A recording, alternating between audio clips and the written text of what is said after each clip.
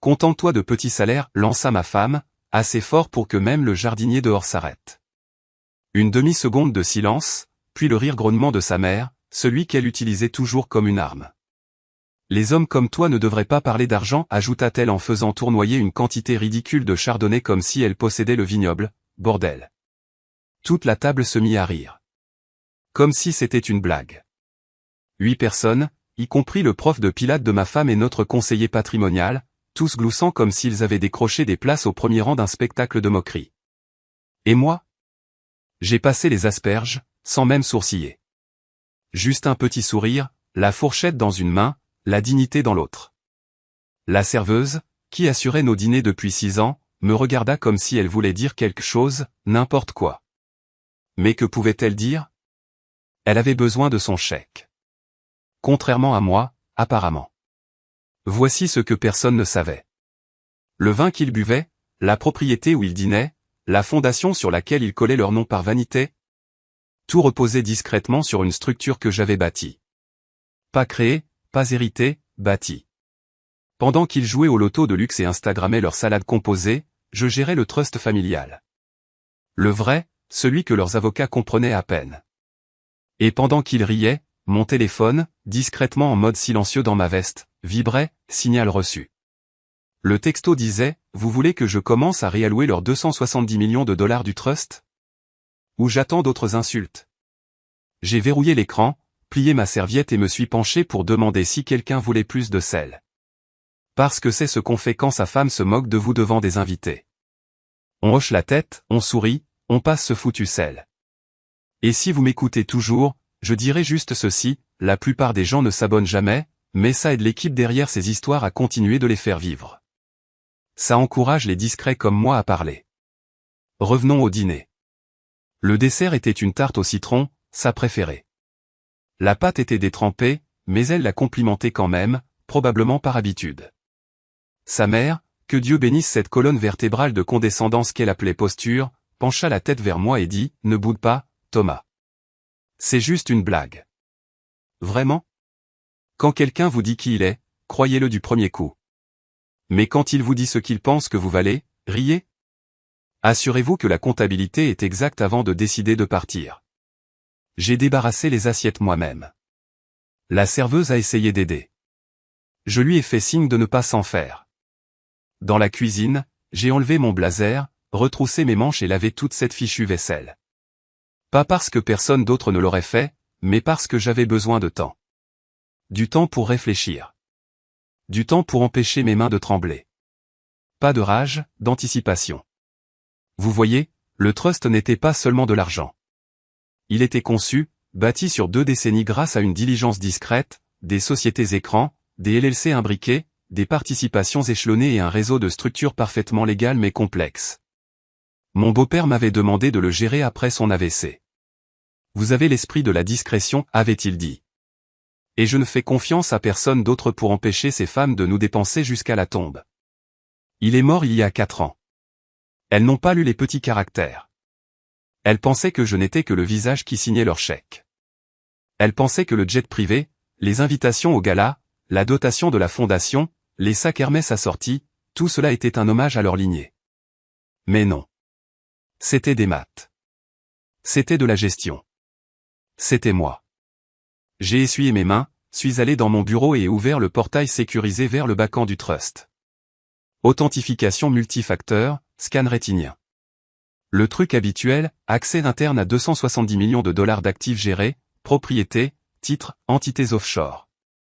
Tout ce qui pouvait, avec quelques transferts programmés et des clés d'autorisation modifiées, être mis en gel temporaire. Rien de dramatique, juste des frictions. Une petite indigestion financière. Je n'ai pas appuyé sur la détente. Pas encore. J'ai préparé du thé. Jasmin. Qu'elles dorment dans leurs draps de soie et leur rêve de supériorité. Parce que ce qu'elles ne comprennent vraiment pas, c'est que je n'ai pas besoin qu'elles m'aiment. J'ai juste besoin qu'elles me sous-estiment assez longtemps. Et ce soir, elles l'ont fait. Le lendemain matin, alors que la maison respirait encore le silence post-dîner, j'étais déjà dans le bureau. Pas celui, somptueux, près de la bibliothèque où ma femme mettait en scène ses appels Zoom dignes d'une influenceuse. Non, l'autre. Celui dans le couloir arrière avec les étagères poussiéreuses, l'armoire serveur bourdonnante et la porte renforcée dont elle n'avait jamais parlé. Parce que pourquoi le ferait-elle? Cette pièce ne se photographiait pas bien. J'ai ouvert le terminal et commencé ce qui ressemblait, pour tout observateur extérieur, à une journée de supervision de fond de routine. Mais à l'intérieur du système, je réarchitecturais discrètement la structure qu'elle pensait tout être la leur. Une holding à la fois, un pool d'actifs après l'autre. J'ai initié la migration de 5 LLC de classe B vers des trusts de dépôt temporaire, intouchables sans une double autorisation de ma part et d'un gestionnaire de portefeuille qu'elle n'avait jamais rencontré. J'ai renommé un compte commentaire rhétorique 01. J'ai gloussé. Mesquin, peut-être, mais profondément satisfaisant. À 9h04 du matin, une de ces cartes a été refusée dans une boutique. Pas juste un refus, un signalement. Ça a déclenché une vérification automatique de fraude. La caissière lui a demandé d'en essayer une autre. Elle l'a fait. Celle-là a marché. Alors elle en a ri. A probablement balancé sa tête en arrière en accusant les banquiers et leur système à la con. Mais quand elle a envoyé un texto à l'expert comptable de la famille, son numéro n'était plus attribué. J'avais désactivé son accès à minuit.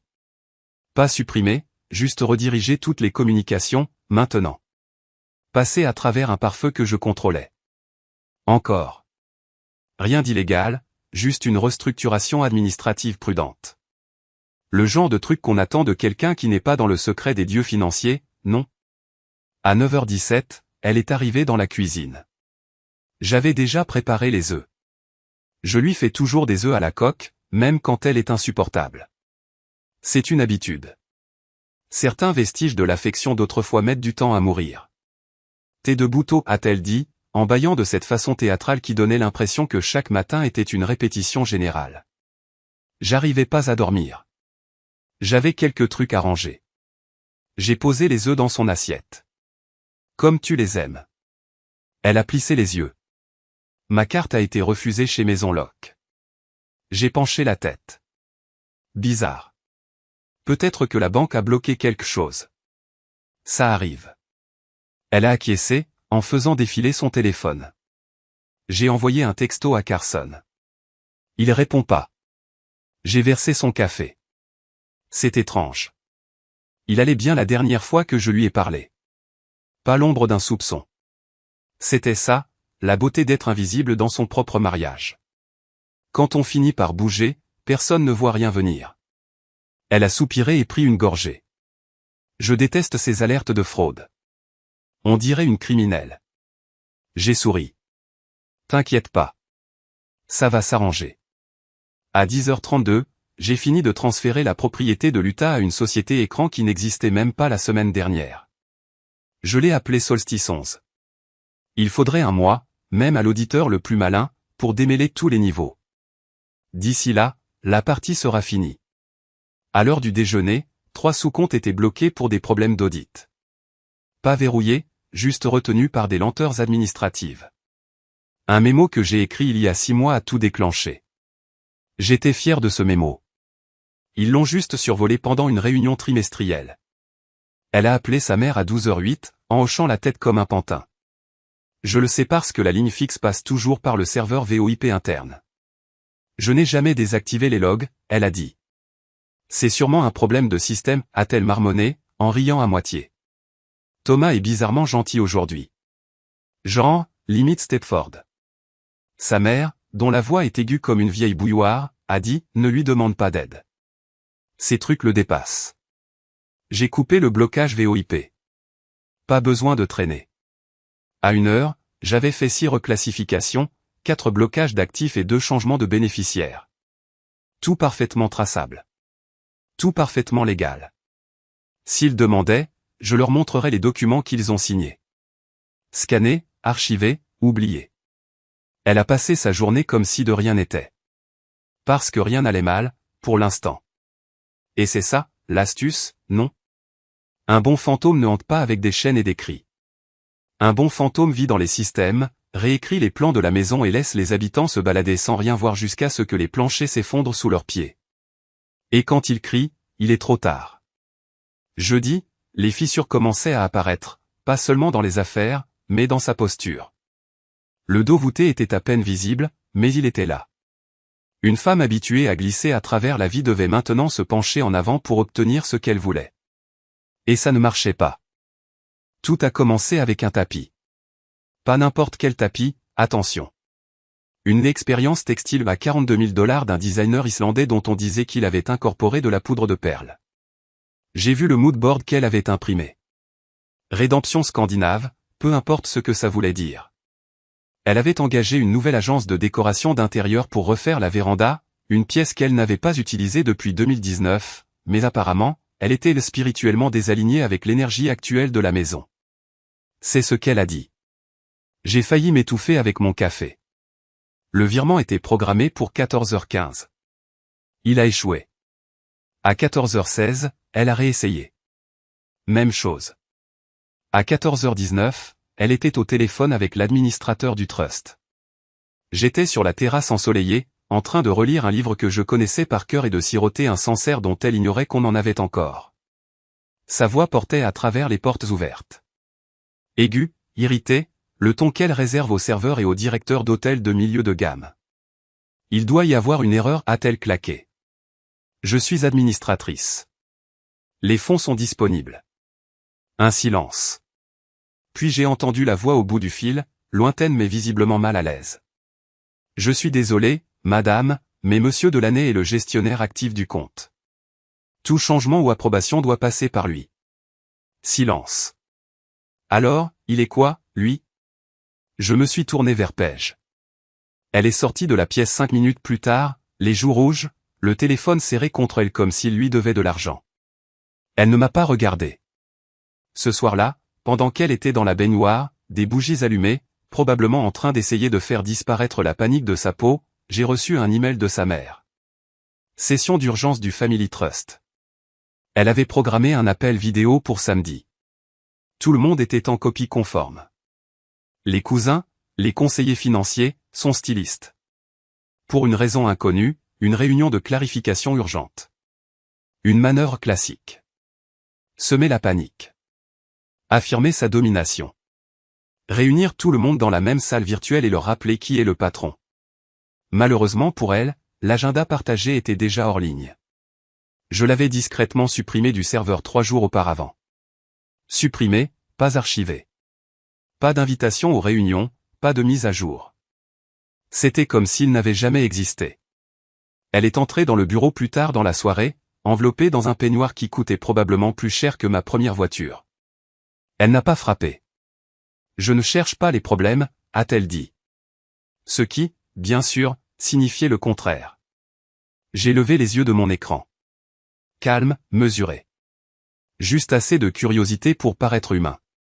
Oui. J'ai essayé de virer de l'argent pour le projet de design. Ça a été rejeté. Ah. J'ai fermé l'ordinateur portable. Ce compte est en cours d'examen. On a eu des mises à jour administratives. Tu ne m'as rien dit. Tu n'as rien demandé. Sa mâchoire s'est crispée. Pourquoi aurais-je besoin de me renseigner sur notre fiducie? J'ai haussé un sourcil. Vous seriez surprise de voir à quel point cette question revient souvent dans le secteur financier. Propriété contre contrôle. Deux choses très différentes. Elle a croisé les bras. Tu es mesquin. Je me suis levé lentement et suis passé devant elle. Dans l'encadrement de la porte, je me suis arrêté. Tu sais, quand quelqu'un se moque des revenus d'une autre personne devant son personnel, ses invités, son propre mari, on pourrait appeler ça de la mesquinerie. Elle n'a rien dit. Le lendemain matin, sa mère est arrivée à l'improviste. SUV blanc, énorme, lunettes de soleil, de la taille d'une arme. Elle a sonné 3 fois, comme une déclaration de guerre. J'ai ouvert la porte moi-même. Rien que ça, ça l'a déstabilisée. Il faut qu'on parle, maintenant, a-t-elle sifflé. Je vous offrirai bien un café, mais j'ai épuisé ma réserve de patience. Tu n'es pas drôle. Je ne plaisante pas. Elle m'a bousculé et est entrée dans le hall d'entrée. Qu'est-ce que tu as fait à la fiducie? Je l'ai protégée. Comme je le fais depuis 20 ans. Tu es en train de la démanteler. Non, je la gère simplement selon les nouveaux protocoles. Ceux que vous avez toutes les deux approuvés. Elle s'est figée. Je n'en reviens pas. J'ai brandi le dossier en cuir, sa signature et celle de sa fille, juste là, datant de la réunion de mise à jour de l'année dernière. Aucune d'elles n'y avait même jeté un coup d'œil. Trop occupée à se disputer au sujet du foutu menu du gala. Vous devriez vraiment lire ce que vous signez, Miranda. Je suis parti sans un mot de plus. Dans la cuisine, ma femme fixait la machine à expresso comme si elle détenait les secrets de l'univers. Maman est contrariée, a-t-elle murmuré. Probablement, ai-je dit. Elle a levé les yeux vers moi. Tu es en train de changer les choses. Je respecte ce que vous avez toutes les deux convenu. Et je m'en tiens à mes petits chèques de paie. C'est ce que je fais, je m'en tiens au mien. Elle n'a rien ajouté. Elle s'est juste assise à la table, fixant le marbre comme si elle réalisait enfin. L'argent n'était pas à elle. Pas vraiment. Plus maintenant. Elle a passé l'appel juste après le déjeuner, après qu'un autre achat en boutique ait échoué et que le compte de l'association caritative l'ait bloqué. C'en était trop pour Miranda. Elle arpentait la bibliothèque dans ses ballerines en soie, le téléphone collé à l'oreille comme une arme. Arthur, c'est Miranda. Nous avons besoin d'une réunion urgente concernant la fiducie. Il y a eu des irrégularités. Arthur Quinn était l'avocat de la famille depuis des années. Cheveux gris, discret, toujours bien habillé. Le genre de type qui portait des boutons de manchette avec du latin gravé dessus et qui sentait les vieux livres et l'encre.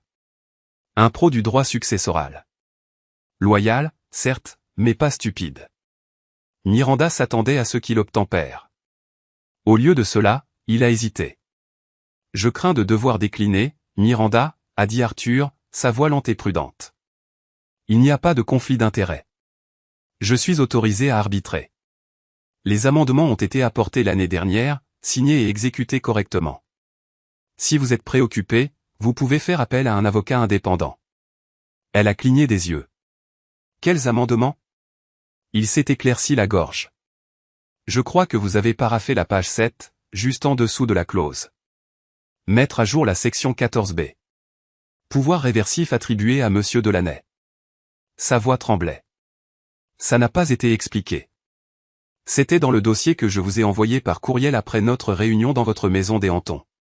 Vous avez accusé réception. L'appel s'est terminé rapidement après cela. Miranda n'a pas crié. Elle s'est juste assise dans le fauteuil en cuir, le regard vide, marmonnant quelque chose à propos de comptable sournois. Ma femme l'a trouvé ainsi, figé, martini intact, un talon enlevé. Ça aurait été drôle si ça ne lui ressemblait pas autant. Ce soir-là, le dîner était un canard rôti avec un glaçage aux figues, préparé par mes soins. Ça ne me dérangeait pas. Elles ont toujours aimé le spectacle des repas préparés par le personnel, mais j'aimais cuisiner. Ça me rappelait que même les petites choses pouvaient être parfaites si on y prêtait attention. Elle a enfoncé sa fourchette dans le canard, mâchant comme une machine. Tu ne réponds pas à mes textos, a-t-elle dit. J'étais occupé. Trop occupé pour expliquer ce que tu fais au compte? Harry a rempli son verre de vin. Je les gère. Elle a laissé tomber la fourchette. Elle a claqué sur l'assiette. Gérer? Tu es en train de les vider. Non, vider, ce serait liquider.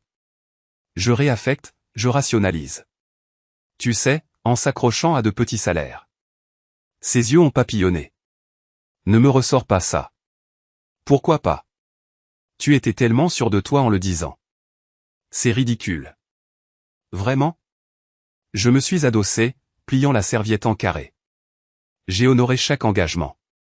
Je n'ai jamais pris plus que ma part. J'ai rempli tous les rapports, signé chaque chèque, négocié chaque charge fiscale. Je n'ai jamais utilisé le trust pour mes plaisirs personnels. Tu peux en dire autant. Elle s'est levée si vite que sa chaise a crissé sur le sol en marbre. Ce n'est pas une question d'argent. C'est une question de toi qui essaie de prouver quelque chose. Peut-être. Elle me fixait. Pourquoi tu fais ça? J'ai souri, un sourire léger et uniforme. Je ne fais rien. Je respecte juste la structure. Celle que tu as acceptée. Celle que tu n'as pas pris la peine de lire. Sa mâchoire s'est crispée. Tu as demandé à Arthur de la modifier sans nous le dire. Non, je vous l'ai dit. Vous n'avez juste pas écouté. Ce qu'il faut savoir avec les gens discrets, c'est que quand on parle, c'est qu'on a déjà pris notre décision. On ne débat pas. On raconte. Elle s'est rassie lentement. La confusion remplaçant la colère. Je pouvais le voir pour la première fois. Pas de défi. Pas de sentiment de supériorité. Du doute. La graine était semée. Et la vérité, c'est que je ne leur volais rien. Je ne prenais rien qui ne m'appartienne pas. Je changeais les règles. Ils étaient devenus paresseux, réécrivant les règles qu'ils pensaient qui se plieraient toujours à leurs désirs. Je n'avais pas besoin d'avocat ni de menaces. Les signatures étaient là. La trace était claire. Le silence était la seule surprise. Elle n'est pas venue se coucher ce soir-là. Je l'ai retrouvée des heures plus tard dans le salon, son ordinateur portable ouvert, des tableurs éparpillés sur la table. Essayant de comprendre quelque chose qu'elle n'avait jamais pris la peine d'apprendre. Il lui faudrait des jours justes pour trouver les bons documents. D'ici là, j'aurai 3 coups d'avance et je continuerai de sourire. Elle a commencé à fouiller le bureau à domicile vers midi. J'entendais les tiroirs claquer à 3 pièces de là, le papier glisser sur le bureau, le souffle coupé occasionnel quand un dossier était vide à l'exception de reçus et d'évaluations immobilières qu'elle n'avait jamais regardées. Elle n'avait jamais travaillé dans la finance de sa vie, mais maintenant elle essayait de reconstituer 15 ans de structuration de trust avec une manucure et une lampe-loupe. Je suis passé devant la porte et me suis arrêté. Ses cheveux étaient relevés, des lunettes de lecture à moitié sur le nez, le bureau recouvert de paperasse juridique qu'elle ne comprenait pas. Elle analysait des lignes comme si elles étaient dans une autre langue. Et c'était le cas, parce que rien de tout ça n'avait jamais eu d'importance pour elle. Jusqu'à maintenant. Elle a levé les yeux quand elle m'a entendu. Tu as le classeur? Celui avec les amendements de 2023. J'ai haussé un sourcil. Quel amendement? Tu sais lequel? A-t-elle rétorqué. Le trust. Je conserve tous mes documents au format numérique maintenant. Le papier se perd. Elle s'est retournée vers la pile, ne me croyant pas. Mais elle aurait dû. J'avais déjà déchiqueté les anciennes versions il y a des mois. Discrètement, légalement, en suivant toutes les règles. Elle a signé sans même le lire. Vers 14 heures, elle a appelé sa mère. J'ai tout examiné. Il n'y a pas ta signature sur le dernier paquet d'amendements. Une pause, puis la voix de Miranda, sèche et méprisante. Il a dit qu'il s'en occuperait. Il a dit que c'était juste de la paperasse, un peu de nettoyage du fiscaliste. Ma femme est restée immobile. Donc tu ne l'as pas signé? Non. Quoi? Une autre pause. Puis ma femme a chuchoté, parce que moi non plus. Elle a raccroché et s'est contentée de fixer le vide. C'est là que je l'ai vue, l'expression sur son visage. Elle n'était plus dans un bras de fer, elle tombait, et la corde qu'elle pensait tenir n'avait jamais existé. Vous voyez, il y a 1 an, j'avais rencontré Arthur, notre avocat de famille, celui qu'elle a toujours cru être de son côté. Je lui ai donné cette chose juridique compliquée, une fiducie, de multiples signatures nécessaires, des décisions bloquées. Le trust était lent, trop difficile à déplacer. La seule solution était de redonner tous les pouvoirs à la personne d'origine, moi. Tout ce qu'il fallait, c'était un petit changement. Pas de changement de qui reçoit quoi, pas de nouveau propriétaire, juste du pouvoir. Et c'est passé facilement, parce que quand il a été temps de signer, j'ai dit que je m'en occuperais moi-même. Ils ont acquiescé, trop occupés à planifier des vacances. Personne n'a posé de questions. Personne n'a rien signé. Ils se sont contentés de me le rendre, me faisant confiance. Ce qui était drôle, en fait.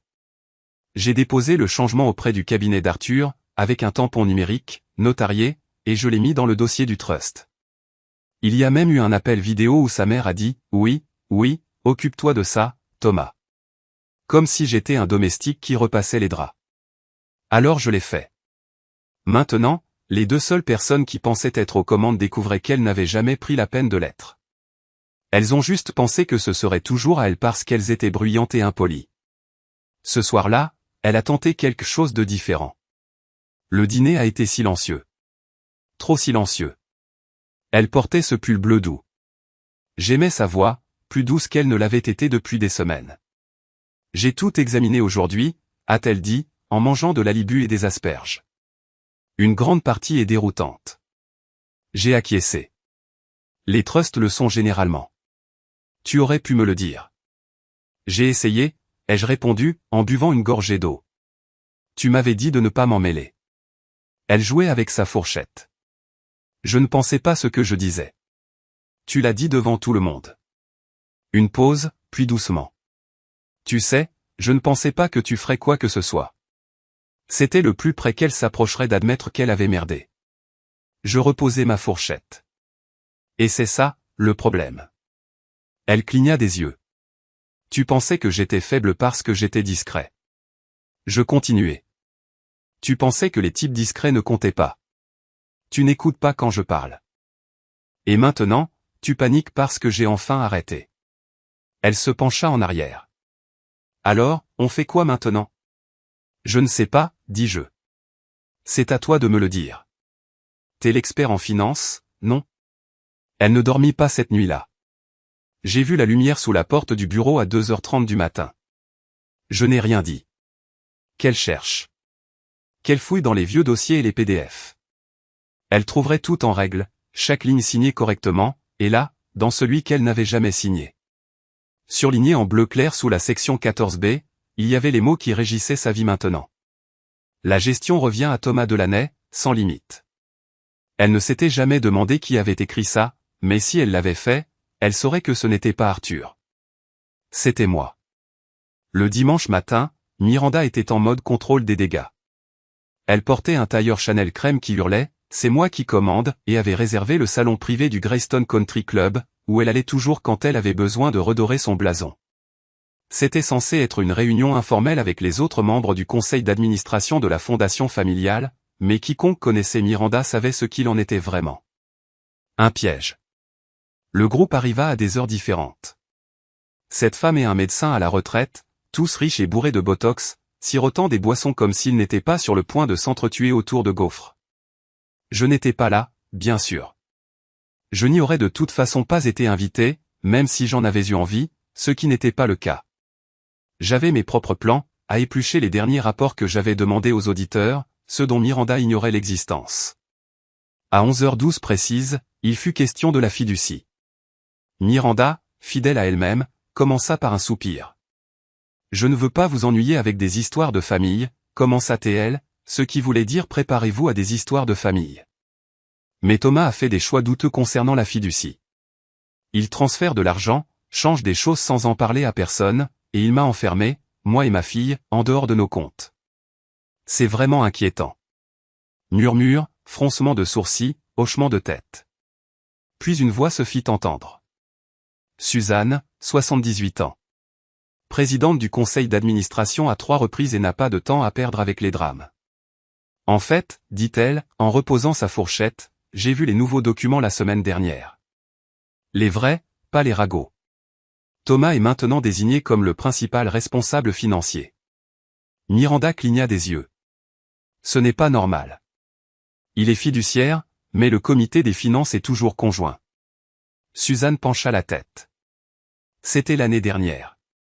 Il y a une clause, l'amendement 14B, je crois, qui lui donne plein pouvoir, à partir de ce moment-là. Silence. L'une des autres femmes but une gorgée, regardant autour d'elle comme si elle venait de découvrir le mimosa. Très intéressant. Miranda toussa, se reprit et força un rire. Eh bien, je vais devoir appeler Arthur. Ce n'est pas possible. Suzanne ne sourit pas, faites ça. Le brunch était gênant. Tendu.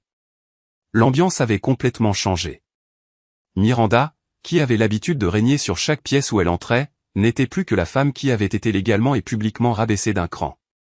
À 12h34, elle se leva d'un coup, prétextant un appel à une association caritative. N'a même pas fini ses œufs. Dehors, sur le parking brûlant du Greystone, elle ouvrit sa voiture et s'effondra pratiquement sur le siège du conducteur. Toute cette histoire de « c'est moi qui commande » s'effondrait déjà. Puis son téléphone vibra. C'était un texto de David Lansigne, le chef de l'équipe juridique de la fondation. Je fais confiance à Thomas. Il est stable. Vous, non. Elle fixa le message pendant une bonne minute.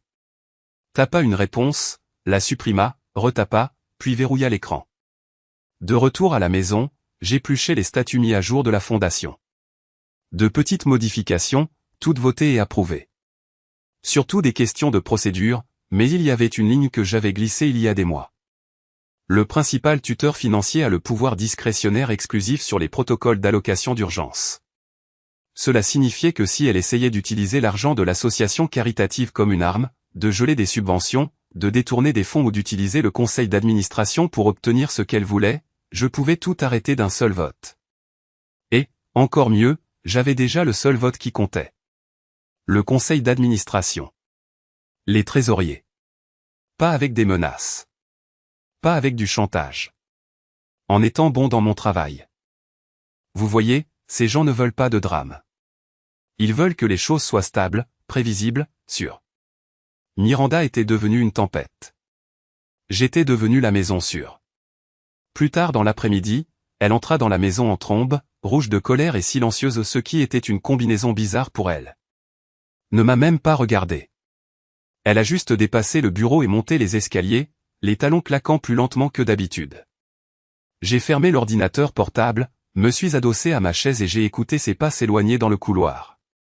Ce brunch avait été son dernier rempart, son pouvoir social, son image, son groupe de béni-oui-oui soigneusement choisi. Et maintenant, même ça s'effritait. On n'est pas toujours obligé de prendre le pouvoir à quelqu'un. Il suffit parfois de rappeler à tout le monde qui le mérite vraiment. Et ensuite, on regarde les autres régler le problème à votre place. Elle est rentrée plus tôt de sa journée spa, qui, soyons honnêtes, consistait probablement à envoyer frénétiquement des textos à toutes les personnes que nous connaissions, en essayant de les rallier à sa cause. Ses clés ont tinté dans la serrure, ses talons ont claqué sur le carrelage avec leur assurance habituelle, jusqu'à ce qu'elle s'arrête juste devant mon bureau. Un homme en costume anthracite, tenant une fine serviette en cuir, est sorti dans le couloir. La quarantaine, parfaitement soigné, normal comme le sont les gens quand ils n'ont pas besoin de vous impressionner. Il lui a fait un signe de tête poli, a dit madame et s'est dirigé vers la porte d'entrée, l'air totalement détendu, comme s'il venait de remettre un royaume entier à neuf et de rendre le boîtier de fusible. Elle a cligné des yeux. C'était qui, lui? Je n'ai pas levé les yeux de mon bureau. Un gestionnaire de portefeuille. Pour qui? Pour le trust, ai-je dit, en refermant mon stylo comme si de rien n'était. On remet un peu d'ordre. Sa voix est devenue tranchante. Répartition de quoi? J'ai fini par lever les yeux vers elle. Du pouvoir, des fonds, de l'influence. Tout ce que tu disais que je n'étais pas qualifié pour gérer. On se contente de rééquilibrer les choses, de les rendre plus justes. Elle est entrée dans le bureau et s'est plantée juste devant mon bureau, comme une directrice d'école sur le point de gronder un élève. Mais elle devrait savoir maintenant que les rôles sont inversés. Équitable? Que dirais-tu de proportionnel au respect, ai-je dit, d'une voix monocorde? Elle a cligné des yeux. Pour la première fois depuis une éternité, elle n'avait rien à répondre. Cette petite pause, même pas une seconde, m'a tout dit. Elle avait peur. Bien fait. Pas d'être frappée, pas de se faire crier dessus, mais de quelque chose de bien pire dans son monde. De devenir insignifiante. Elle commençait à sentir les choses changer, à réaliser qu'elle n'était plus aux commandes. Tu fais ça pour te venger de moi, a-t-elle finalement lâché? Non, ai-je répondu, en me levant. Je fais attention. Ce qui, ironiquement, est la même chose qui a transformé ce trust en ce que tu penses avoir le droit de prétendre maintenant. Tu pensais que je n'étais qu'une formalité, un petit ajout sympathique à ton héritage. Une note de bas de page. Mais les notes de bas de page, quand elles sont bien écrites, changent tout le sens de l'histoire. Elle m'a regardé comme si je parlais une autre langue. Qu'est-ce qui te donne ce droit? Vous deux. Quand vous avez ri, quand vous m'avez traité de petit, quand vous avez agi comme si mon travail n'était qu'un passe-temps. Quand vous pensiez que j'étais silencieux parce que j'étais d'accord avec vous. Je suis passé lentement devant elle jusqu'au bar à côté de la fenêtre et j'ai versé un peu de scotch. Pas pour le boire, juste pour rendre le silence plus pesant. Il est en train de réallouer, ai-je répété. Des associations caritatives, des biens immobiliers, des actions. Nous gelons également les dépenses de luxe au-delà d'un certain montant jusqu'à ce que nous puissions examiner l'éthique de l'utilisation de l'argent. Elle a froncé les sourcils. Quel montant? Montant de respect, ai-je dit, avec un sourire narquois. Tout est lié maintenant. C'est alors que la rage est arrivée. Cette colère juste et tremblante qu'elle laissait toujours éclater quand elle n'obtenait pas ce qu'elle voulait. Ses mains tremblaient, non pas parce qu'elle avait peur, mais parce qu'elle savait que crier ne marcherait pas cette fois, qu'aucune méchanceté, aucun mensonge, aucun ton condescendant ne débloquerait les comptes. Tu vas ruiner cette famille. Non, ai-je dit, en prenant une gorgée de scotch. Je la protège de la négligence, de l'arrogance, de l'idée qu'il est normal de prendre les choses simplement à cause de qui on est. Elle a regardé autour de la pièce comme si elle s'attendait à ce que quelqu'un la soutienne. Personne ne l'a fait. Il n'y avait que nous. Et à ce moment précis, je crois qu'elle a enfin vu ce que j'avais vraiment fait.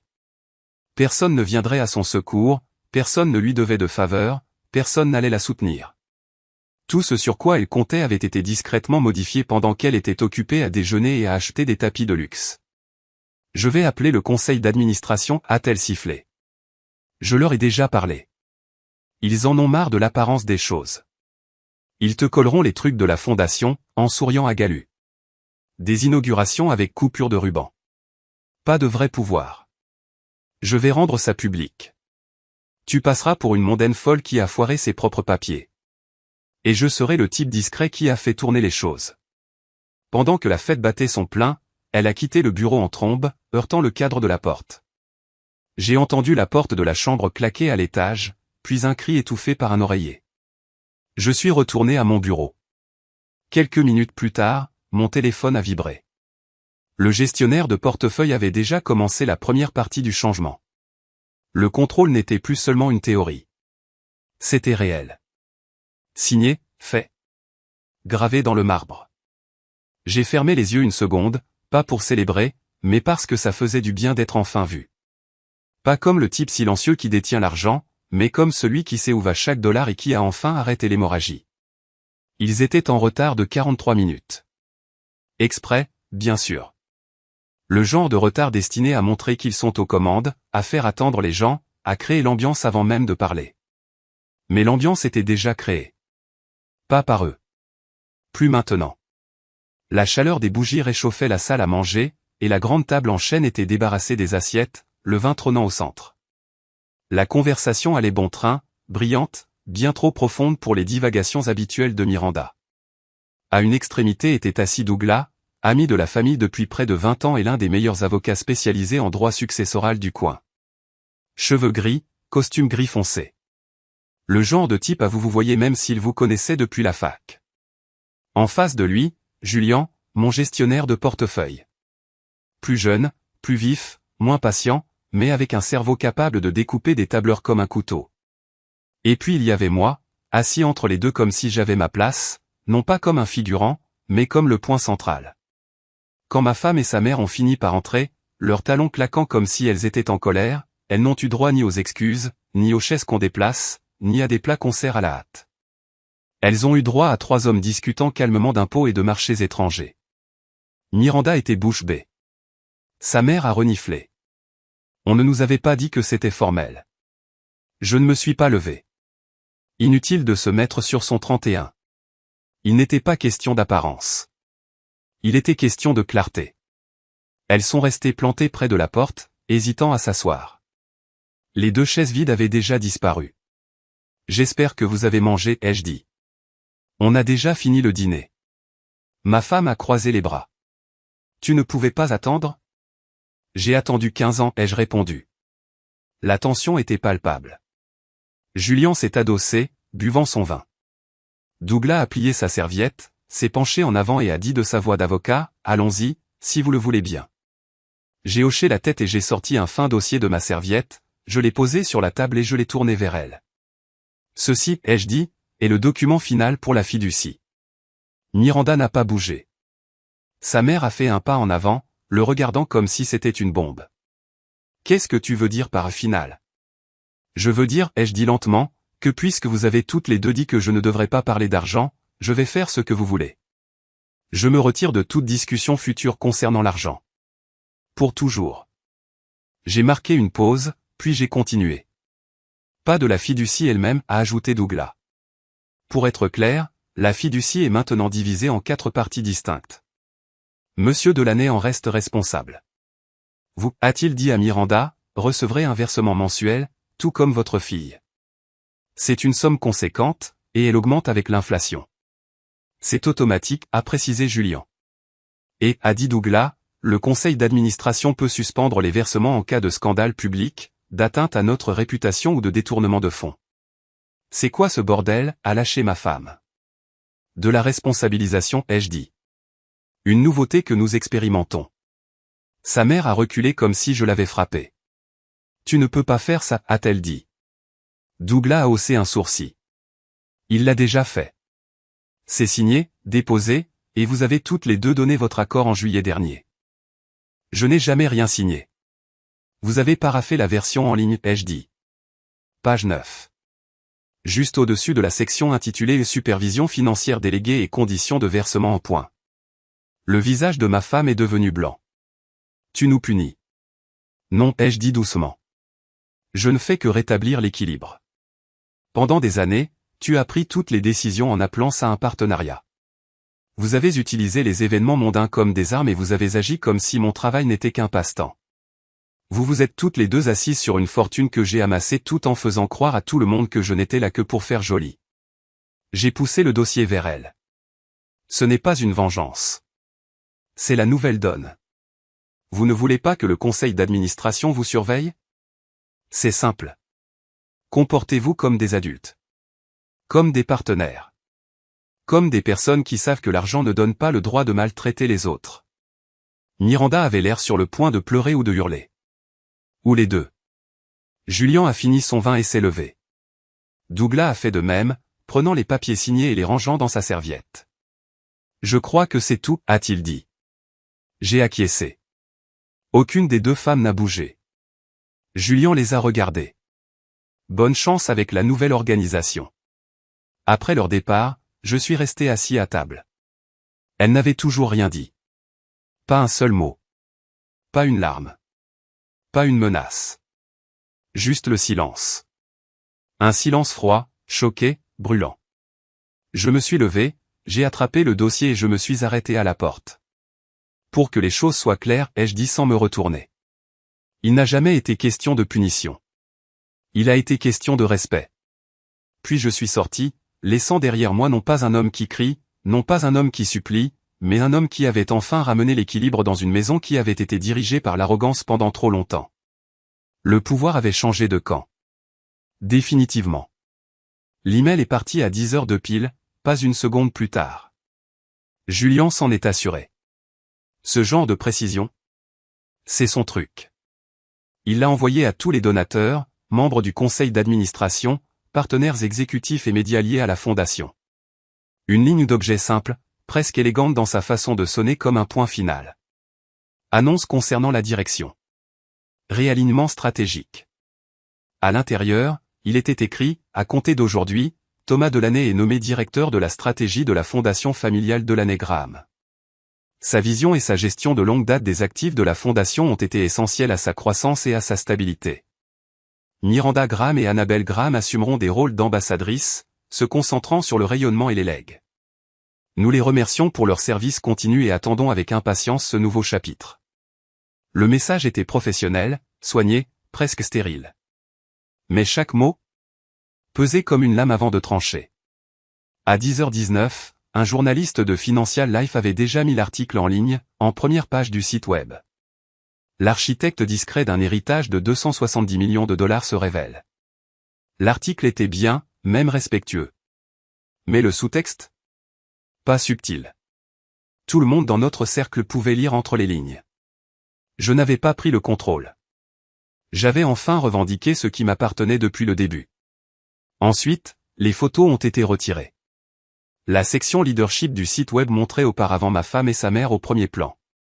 Des photos choisies par leur équipe de relations publiques. Des biographies qui ressemblaient à des légendes Instagram. Passionnée par l'héritage, animée par l'élégance et la vision. Championne de la philanthropie moderne. Disparue. Remplacée par une simple bannière. Réalignement du leadership pour refléter la responsabilité fiduciaire et la stabilité stratégique. Ma bio a été ajoutée. Pas de photos, juste des mots. Des faits. C'est là que les hurlements ont commencé. J'ai entendu les pas à l'étage. Précipités, irréguliers, presque paniqués. Ma femme a fait irruption dans le bureau, une tablette à la main, l'écran encore illuminé par le communiqué de presse. Tu nous as mis dans l'embarras. Elle tremblait, respirait fort, superficiellement. Pas seulement de la colère. De l'humiliation, aussi. L'humiliation publique. La seule chose qu'elle avait toujours évitée, peu importe sur qui elle marchait. J'ai levé les yeux de ma chaise, interrompu la visioconférence et croisé les mains. Je t'ai protégé pendant des décennies, dis-je, calmement. Des regards, des questions, de toi-même. C'est une trahison. Non, interrompis-je, toujours calme. C'est la vérité qui éclate. Tu as détruit le bouclier dès que tu t'es moqué de moi devant une salle pleine de gens. Tu ne m'as pas seulement humilié. Tu as dit au monde que je n'avais pas d'importance. Elle me fixa, essayant de parler, mais rien ne sortit. Je continuai. Tu voulais diriger la fondation comme une soirée mondaine. Comme si c'était ta scène, ton bac à sable social. Tu as ignoré les chiffres. Tu as traité le conseil d'administration comme s'il s'agissait de personnel embauché. Tu as refusé de lire les politiques que j'ai mis des années à structurer. Tu m'as traité d'inutile, dit-elle, la voix brisée. Dédaigné. Tu ne m'as pas prévenu. Si, j'ai tout documenté. Tu n'y as juste pas fait attention. Elle faisait les 100 pas, comme un chien piégé. Ma mère est furieuse. Tu le sais. Elle appelle des avocats. Elle peut le faire. Mais les documents sont signés, et maintenant le monde est au courant. Ses mains tombèrent, molles. Le combat s'épuisait en elle plus vite qu'elle ne pouvait le cacher. Pourquoi maintenant, demanda-t-elle. Pas défiant. Pas même amer. Effrayé. Je me levai lentement, la dépassai pour aller à la fenêtre, et regarder le jardin. Les roses qu'elle disait trop masculines refleurissaient, riches, pourpres, ordonnées, résistantes. Parce que j'ai compris que protéger les gens des conséquences ne les rend pas meilleurs, dis-je. Cela les rend plus bruyants, plus audacieux et finalement destructeurs. Le silence flottait entre nous comme un vieux rideau pourri, lourd d'années de déni et de réécriture de l'histoire. Elle se tourna et murmura, « Ils vont en parler. » Ils en parlent déjà, dis-je. Mais pour une fois, ils parlent de la vérité. La porte s'ouvrit derrière elle. Miranda apparut, un téléphone à la main, le visage pâle. Elle nous regarda tous les deux, puis baissa les yeux sur son écran. La presse veut une déclaration commune, marmonna-t-elle. Je souris, petit et satisfait. Ils peuvent avoir la mienne. La vôtre devrait concerner la retraite. Elles partirent toutes les deux en silence. Je retournai à mon bureau, rouvris la visioconférence et fis un signe de tête à Julien. Prêt pour la phase 2. Il sourit. Ils n'ont rien vu venir. Non, dis-je. Mais ils auraient dû. La réunion se tenait dans l'ancienne salle en acajou de l'aile ouest du domaine. Celle où Miranda avait toujours insisté pour organiser la planification des fêtes, les galas de la fondation et ce qu'elle appelait les séances de stratégie d'héritage. Maintenant, cela ressemblait plus à une salle d'audience habillée de papier peint ancien. Tout le monde était en avance, sauf les deux femmes. Elles avaient l'habitude d'arriver en dernier. Elles sont entrées ensemble, avec une fausse contenance et des regards noirs subtils, leurs talons silencieux sur l'épais tapis perçant que j'avais fait restaurer. Silencieusement, sans un mot de remerciement, elles se sont assises à la longue table en face de moi, visiblement à l'écart du reste du conseil d'administration. L'avocat, Douglas, était déjà là. Julien aussi. Pas de buffet. Pas d'eau gazeuse. Pas de cérémonie. Juste des documents. Les membres du conseil d'administration m'ont salué en premier. Un petit changement par rapport à avant, quand tous les regards se tournaient vers Miranda dès qu'elle entrait. Pas aujourd'hui. Aujourd'hui, ils attendaient que je commence. Je n'ai pas commencé par un monologue. Pas de révélation dramatique. Pas de « je vous l'avais dit ». Je me suis juste levé, j'ai cliqué sur la télécommande et j'ai commencé à leur présenter le plan de transition final. Le portefeuille a été consolidé à travers 5 véhicules, dis-je, en pointant l'écran. 2 nationaux, 3 offshore. Niveau de risque ajusté. Le rendement annuel devrait dépasser celui de l'année dernière de 4,2%. Les dons aux œuvres caritatives sont maintenus, le financement du legs préservé. Des têtes aux chairs autour de la table. J'ai gardé une voix stable, professionnelle. L'accès administratif est désormais rationalisé. Une seule personne est responsable. Le conseil d'administration conserve un droit de regard, mais j'ai centralisé le contrôle afin de rendre les choses claires, transparentes et efficaces. Toujours aucune réaction de leur part. La mâchoire de Miranda était crispée. Ma femme fixait l'écran comme s'il était écrit en martien. J'ai terminé la présentation avec une simple diapositive noire. Pas de puce, pas de résumé nécessaire. J'ai marqué une pause, puis j'ai parlé. Vous m'avez demandé de ne pas parler d'argent, dis-je, en gardant un ton égal. Alors je ne l'ai pas fait. Elles se contentèrent de me regarder, attendant de voir ce qui allait suivre. Douglas ouvrit son dossier en cuir et commença à distribuer des enveloppes. Chacune scellée, gaufrée et étiquetée. À l'intérieur, dis-je, vous trouverez des notifications concernant la restructuration finale. Les documents sont déjà déposés et actifs. Il n'y a rien à contester. Aucun vote n'est requis à partir de maintenant. Les décisions concernant la fiducie, la fondation, tous les actifs, n'auront plus besoin de votre avis. Miranda attrapa son enveloppe, mais ne l'ouvrit pas. Ma femme ne toucha même pas la sienne. Vous êtes effectivement mise à l'écart, dis-je. Pas par punition, pas par dépit. Simplement parce que vous avez prouvé que vous ne pouvez pas gérer ce que vous n'avez jamais pris la peine de comprendre. Suzanne, l'une des administratrices, s'éclaircit la gorge. Nous avons voté la semaine dernière, ajouta-t-elle. Soutien unanime. J'acquiesçai. Merci. Miranda finit par parler. À peine. Vous prenez plaisir à ça. Je la regardai droit dans les yeux, sans ciller. Non. J'ai pris plaisir à le construire. Ça? C'est juste de l'entretien. La réunion se termina dans le silence. Pas d'argument, pas de lutte de pouvoir. Juste deux femmes qui avaient dirigé les opérations pendant des décennies, maintenant confrontées à une froide et dure vérité. Le rideau était tombé, et elles n'étaient plus aux commandes. Elles partirent sans un mot. Je retournai seul à mon bureau et fermai la porte. Le soleil du soir inondait le sol de rayons dorés.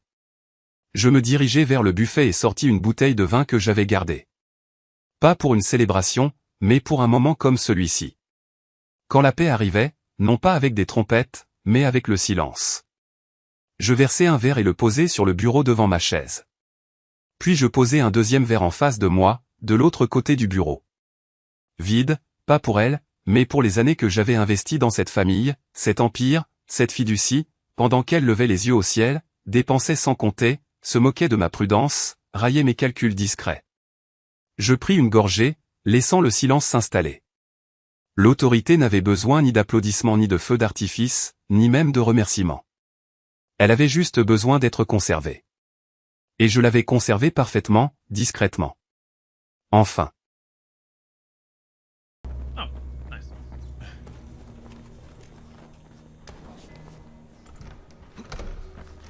He got first, babe. Oh, well. I don't think I had it.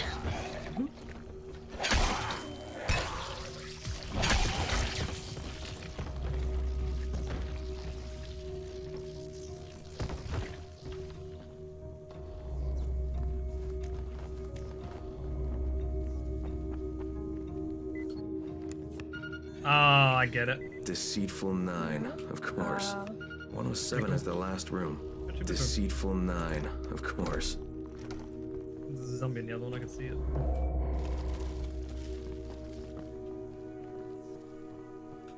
I had a feeling it would be 209. It's like, there's no way.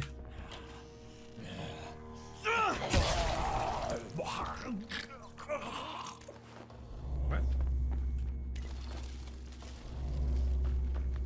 Holy shit, what the fuck? A big box. Yeah. Get this to the hotel.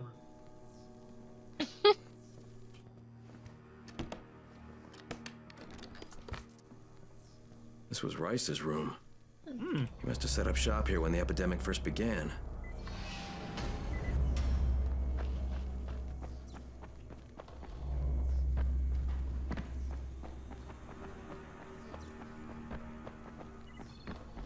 Did you go back down? You know what's crazy? I don't remember doing any of this.